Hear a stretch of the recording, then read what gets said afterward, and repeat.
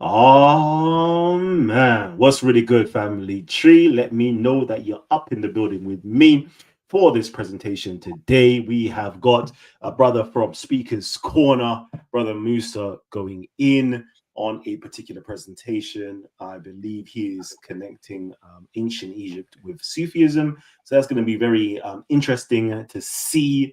I can't wait for this presentation itself. We're going back to like the old school talk with the Titans, where we have certain individuals come in to have an interview and deliver a PowerPoint presentation on whatever topic that they have. And of course, with that, we have a section where you guys get to come on in and actually talk with this young upcoming raising Titan. Where you can actually ask questions, you can critique. Like, this is what I love about that Talk of the Titans platform, where you can literally critique the work. And I'm definitely going to tell you, I want you guys to drop some comments inside of the comment section and let me know your thoughts on what the brother is presenting. So, without much further ado, let me actually introduce the brother Musa into the building. Peace and blessings to you, King. How are you telling me? Okay, so I don't know. I think your internet connection is a bit shaky because I can't hear you. Waiting for you to say something. Yes, my internet connection is not. Yes, so hello, can you hear me? yeah, that's good. That's fine. So My internet we've connection. been Hello, can you hear me? Yeah, we've Can you been hear me? seeing you. I had a couple of my friends saying, yeah, I saw that brother Musa, is at Speaker's Corner. He's doing debates with, Bob the Builder and that. Like, what's going on? So tell me, what happened over there, man? I didn't get to watch the full video, so let me know what transpired. Yeah, well, I was down there at Speaker's Corner, and Bob, I came across Bob, and Bob was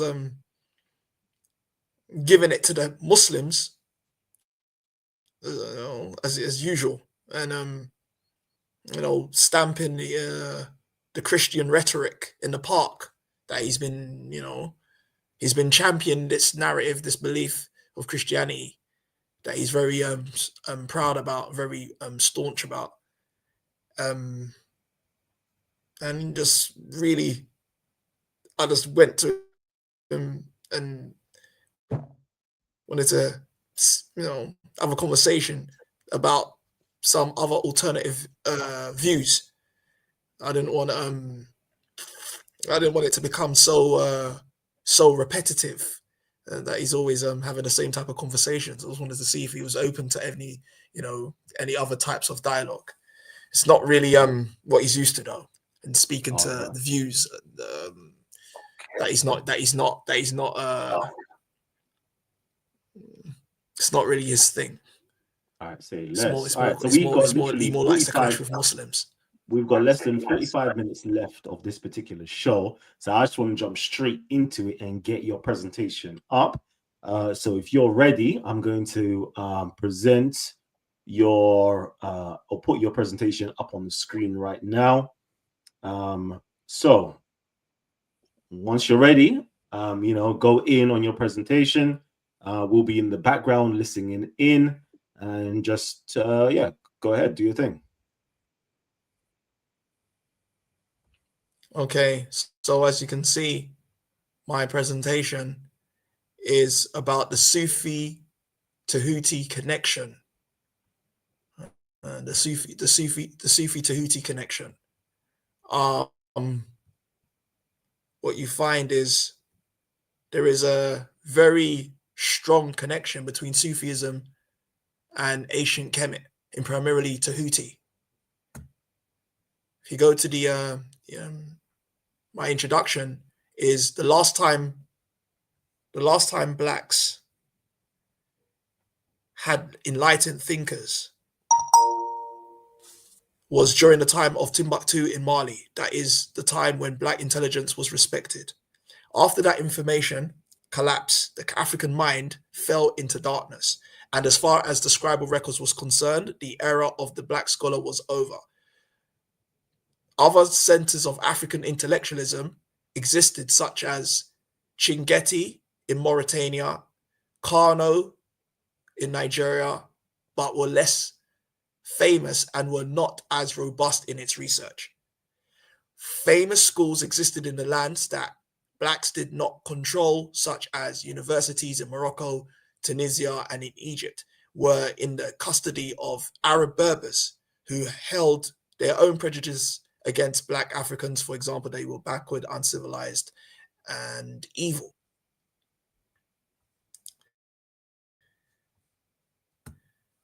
My next slide is Booker T. Washington and Tuskegee. African-American educator Booker T. Washington was born into slavery on April the 5th, 1856 in Halesford, Virginia. Washington was freed when US troops reached the area during the Civil War. In 1881, he was named as the first leader of the new Tuskegee Institute in Alabama and Institute for Black Higher Education. Booker T was said to love books, the African-American worship books, it was said. Also, we wanted books, more books. The larger the books were, the better we liked them. We thought the mere possession and the mere handling and the mere worship of books was going in some inexplicable way to make great and strong and useful men of our race. This is what was said about Booker T. Washington. A very powerful scholar and intellect and educator, which would lead to one of the forerunners of what Black intellectualism, Black scholarship that I'm about to present to you. The next slide is the resurgence, 1920 to 1930. This is after the Tuskegee Institute and the School of Black Learning was established by Booker T. After we find ourselves resurging with Black intellectual enlightenment, as I say, Black scholarly approach returned briefly during the Harlem Renaissance, when writers like Langston Hughes and Hubert Harrison, the father of Harlem radicalism, characterizing the Harlem Renaissance was an overtly racial pride that came to represent the new idea of the new Negro, who thought intellect and production of literature, art, and music could challenge the pervading racism and stereotypes to promote progressive or socialist politics and racial and social integration. And I also say the creation of art and literature would serve to uplift the race. That was the objective during this time of resurgence and Harlem Renaissance in the 1920s. This is the same era where you find people like Marcus Garvey and the likes. My next slide is Tehuti, Thoth, Hermes.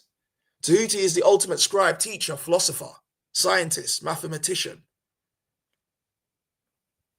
astrologer, astronomer, and physician during the time of African superpower, Egypt, Kemet. Many of us would like to think his works was lost. However, destiny would prove otherwise. For Tehuti, the god, lord of learning, can never be extinguished. Magical grimoires like the Hermetica, the Corpus Hermeticum, the Kybalion, the Emerald Tablets, the Book of Thoth, and tarot cards are attributed to him. He's a very powerful figure in African learning and history, and he's the ultimate scribe, as I've stated. Definitely a god of learning to be remembered at the forefront of our mind. The next slide is the Coptic Christians in the 1st century. And I go on to say, I originally started with the Coptic Christians, who are a minority group, 20 to 25 million, approximately, in Egypt, and carry the descendant of the ancient Egyptian language, the Coptic, which they only use in their church liturgy. They don't use it as everyday speech, but they use it in Coptic Christian prayers and etc., etc. And it's meant to be a language that is a descendant of the ancient Egyptian tongue. In the early writings of some of the early church fathers, I found Egyptian mystic teachings that influenced many of their writings, one of which was Clement of Alexandria. who wrote works like the Stromata, which contains ancient Egyptian mystical learning and wisdom. The Stromata is a very powerful book, and in there he records some of the ancient Egyptian mystery practices. Even though Clement of Alexandria was a Christian, he still recorded some of the ancient Egyptian ways in his works called the Stromata. Gnosticism, Hermeticism, and Neoplatonic. After the Hellenistic period and the successive periods of Middle Platonism, Neo-Pythagoreanism, and Neo-Platonicism, the mystical and philosophical and knowledge in Christian Egypt continued. Gnosticism, Hermeticism, and Neoplatonic ideas remained popular, especially in Alexandria, Egypt, a city on the Mediterranean coast where trade of ideas would mix both Christian and pagan in a form of religious syncretism, cross-fertilization. Islam by the 7th century would also face this form of religious syncretism when the Arabs invaded Egypt and attempted to convert the Nile Valley. Islam and the Arabic language merged with these mystic ideas of the Egyptian past, and a group known as Sufism emerged, which was attributed to the Ahlul Bayt, the family of Muhammad and Ali. Sufism, the pre-Islamic. It would appear that these claims are untrue, for Sufism would have much deeper roots, according to early Islamic thinkers themselves, such as Surawadi.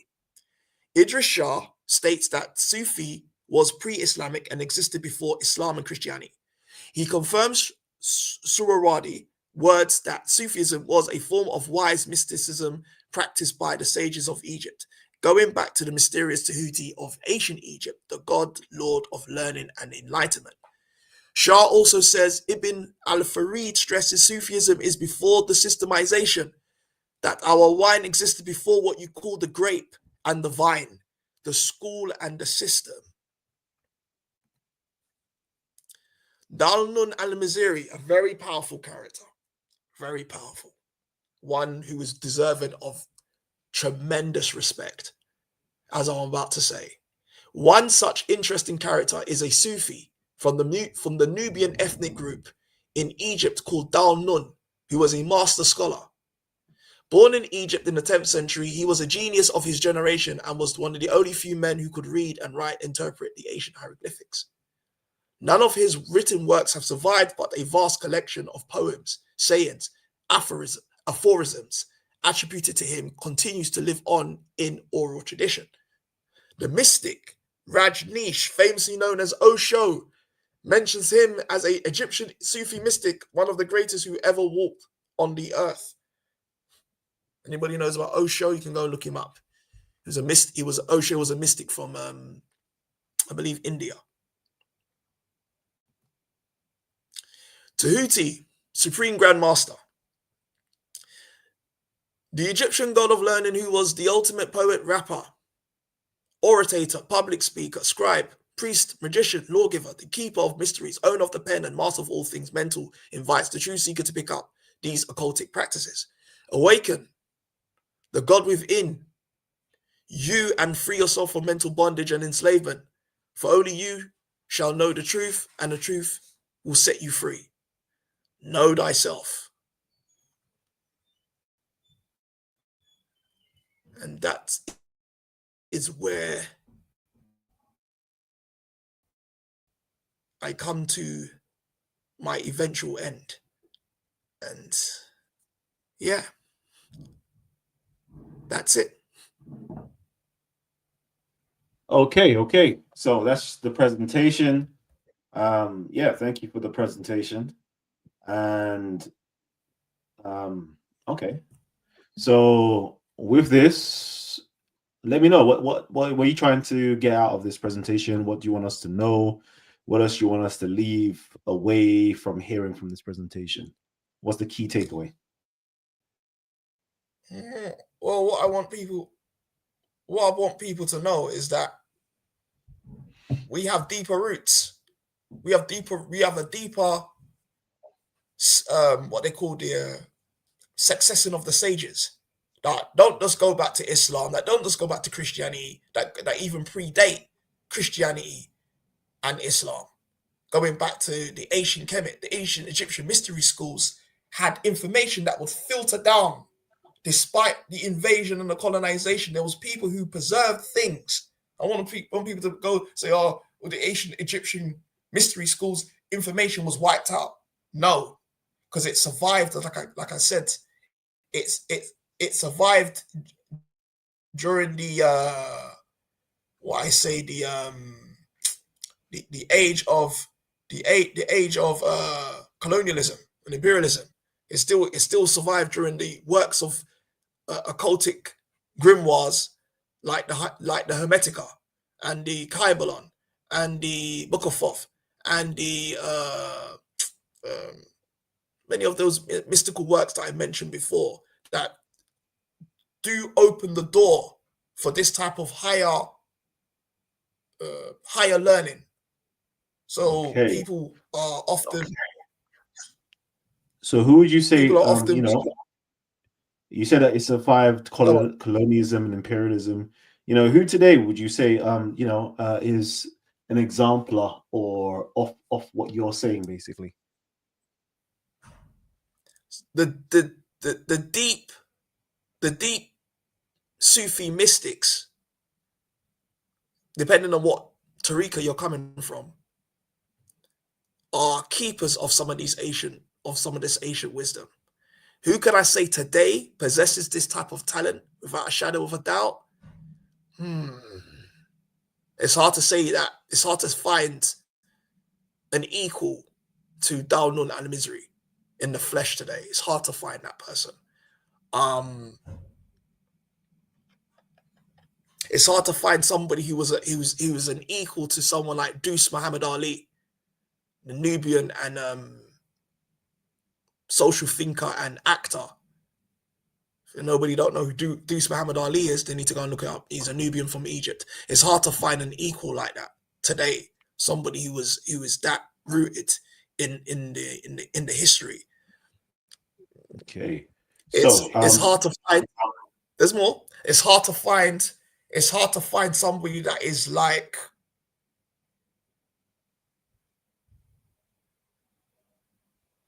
It's hard to find somebody who I could say is worthy of that rich tradition. I don't know of a particular individual that's embodying that. I know rituals that people practice, like what they call Zar tradition and certain mystical things that they still do in the Nile Valley. That's cloaked in Sufism, but I don't know of an individual that is walking around as the natural born custodian. I know of tariqa orders. That's the best answer I can give you. Okay. So Mala Rasta Priest says here, Muhammad and Tehuti are not West and Central African, Niger, Congo, Bantu. Why don't you study your own culture and heritage, Musa? Why don't you do it? Can I if you allow me to respond? Yes, please respond to that. He's completely, Rasta Priest is completely misunderstood and misguided himself somewhere down the line in my presentation. In no way am I trying to connect Tehuti to Muhammad. That is what you need to get out of your mind. It's not about Tehuti and Muhammad. It's about Sufism and Tehuti. Sufism predates Muhammad. Muhammad did not invent Sufism. Most people do not walk around in the Islamic world and call Muhammad a Sufi. For the lay person, they think Sufism begins with the family of Muhammad. But most Muslims don't welcome Sufism. It's a minority group within the Islamic world. Only about 10% of the Muslim world is Sufi. And even then, even a lesser number even takes Sufism beyond Islam. There is an Asian connection that predates Islam with Sufism. So my question, can I ask you a question? As I clearly stated, with go on. Yeah, just so we can get some clarification. Were there Christians practicing Sufism before Muhammad, or Jews practicing Sufism before Islam?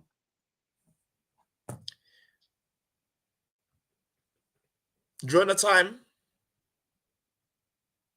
10th century, as I said with Dhul Nun, he was also taught by people like a sage. I think his name Sage was Sardo.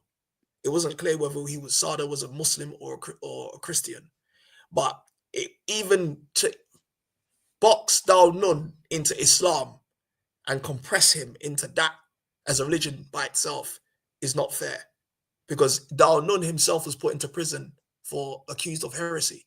Dhul Nun was very well versed in Christianity and in the Old Testament.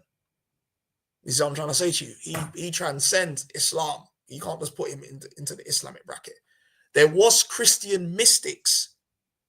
They didn't call it Sufism. Sufi is an Arabic word.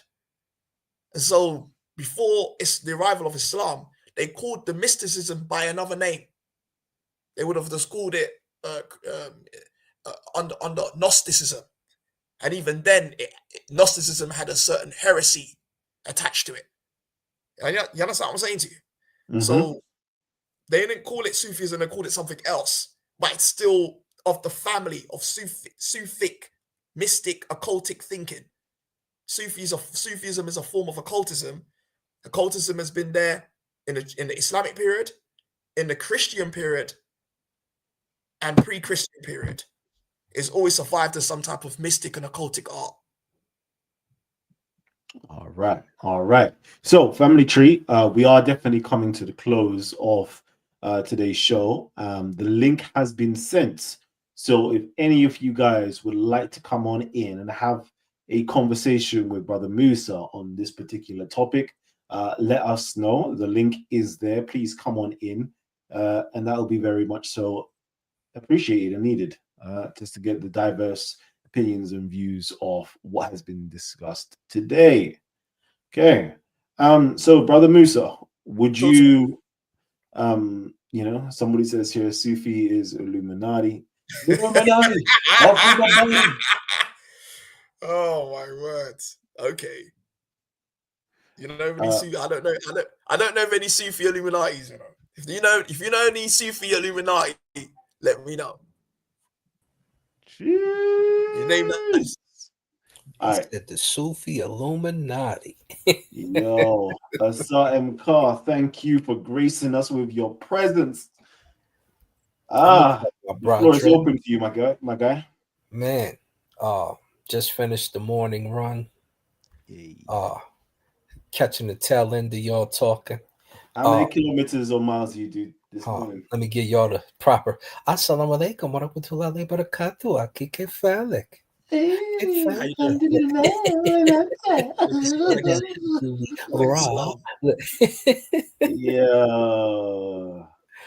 So, Brother Musa Masri, talk to me. How do you connect the Sufism lineage to your African roots?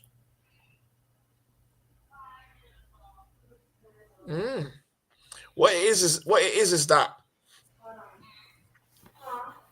the Sudanese are strong custodians.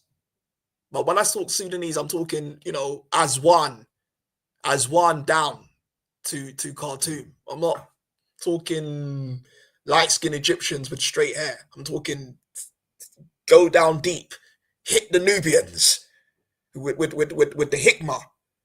And I ain't promoting Islam from a colonial, imperial. I'm not even promoting Islam. I'm promoting Sufism and their deep wisdom. They had to cloak their ancient Kemetic and occultic and Gnostic and mystical wisdom in Sufism. They were forced to do that. There was just no other choice. But it so happens that in the Sufi world, they say the number one Sufi was Dhul Nun Al-Misri, and he's Nubian. That's who I want people to have at the forefront of their mind. And he knew the hieroglyphics. They didn't know. Some of the top. Look, let me add something to you, Asar.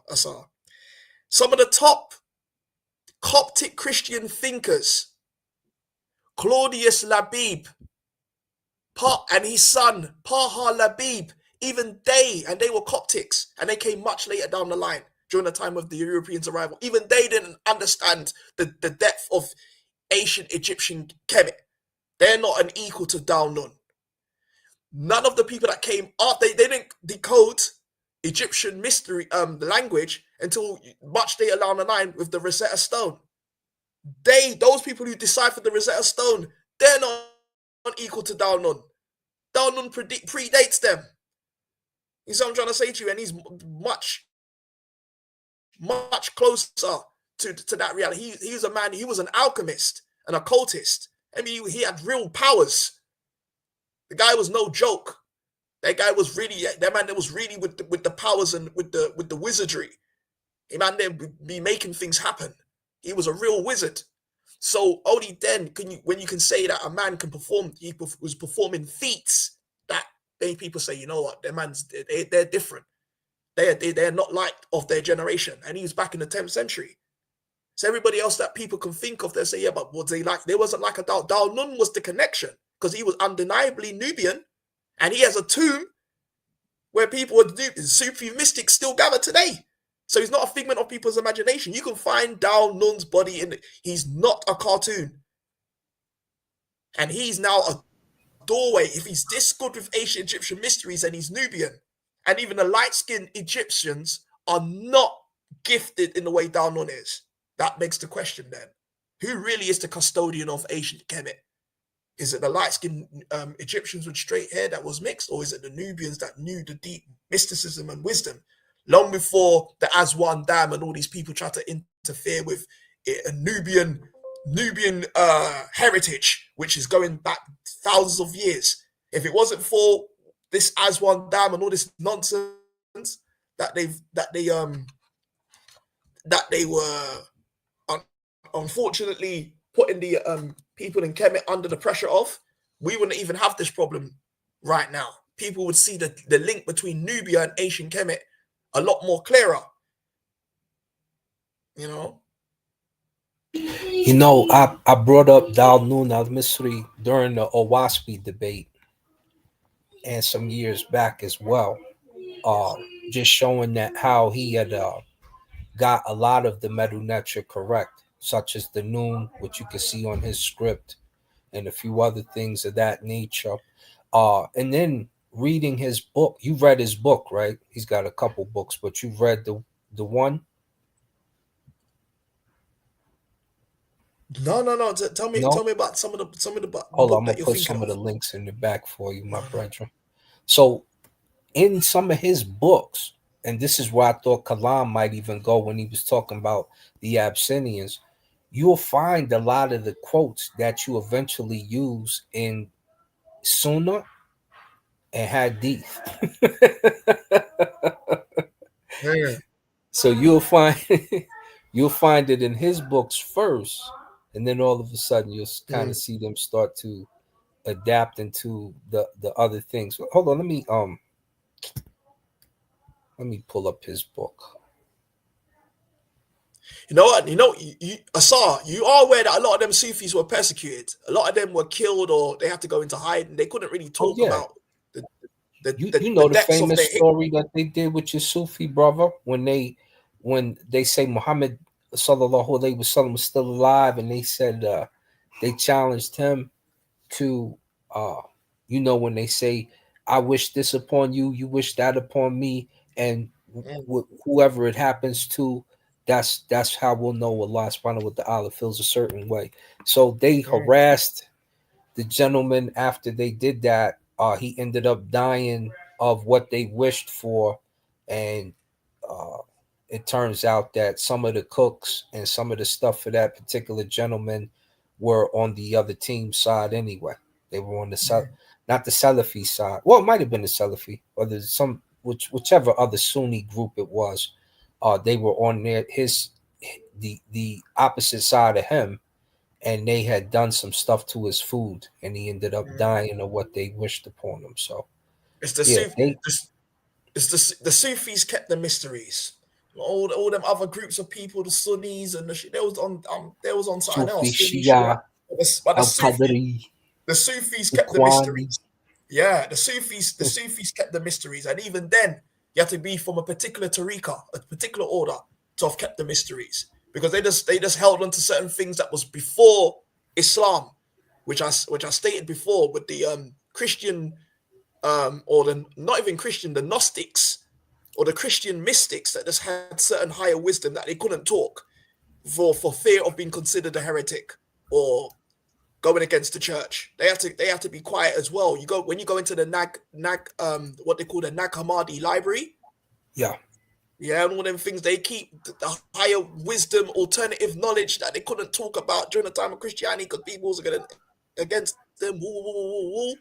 Yeah, they held on to certain ancient, certain occultic practices, and it's always been there, but it had to go into hiding. Yeah, and that's the shame in it, that Muslims would go to war in such a manner. You couldn't talk Where certain is things. Here's one of the books here. Let me put it back. It happens. Yeah. Here goes one Callum, book. I can't hear you. Callum, your sound is. We have, yes, family tree. Yes. Just letting you guys know, we have actually reached the end of this particular presentation right now. We are having an off-air discussion. So if you guys would like to come on in, the link has been shared and it will be shared once again. This is going to be a very good show because it's nice and short. So there's no reason why any of you guys can't actually hit the link, watch it, the full episode, because we're not going on for hours and hours. So let me know what you guys think. And again, please drop your thoughts down inside of the comment section.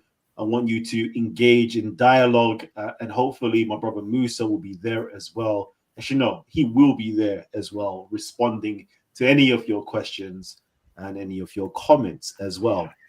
And if you like this particular show where some of you guys from our audience, up and coming Titans, would like to have some time to actually present some information via a PowerPoint presentation, let me know so we can actually, trial this out and do another one or two with different individuals to see if you guys would be appreciative of that. Because usually you just see my, beautifully ugly mug on the camera all the time and doing my own stuff.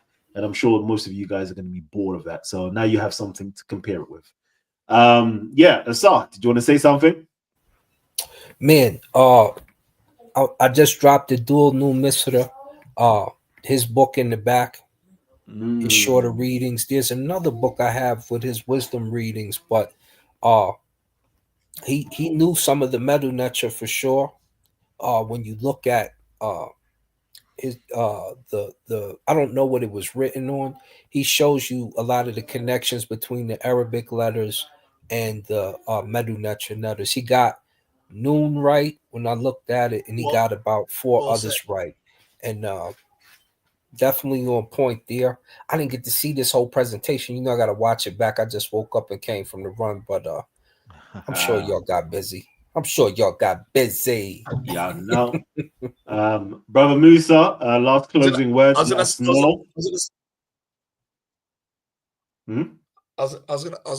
gonna say, who one of the Sufi words in Arabic is huwa, or who. And it goes, and I believe it has roots with the ancient Egyptian god of creating, who. The creator deity, who. All right. Some type of connection with family tree. Just letting you guys know. Please hit the like button. Hit the like button. Let everybody know that we were live on Titans TV. It definitely helps out. And again, just drop the comments after you've watched the video. Go and drop some comments in the comment section, and I will catch you guys there. But for now, I'm signing out. Peace and love from me. And, the Titans family, man like Musa. And, of course, Asar came in to represent. Peace and love, family. Catch you guys on another one. Yeah, buddy.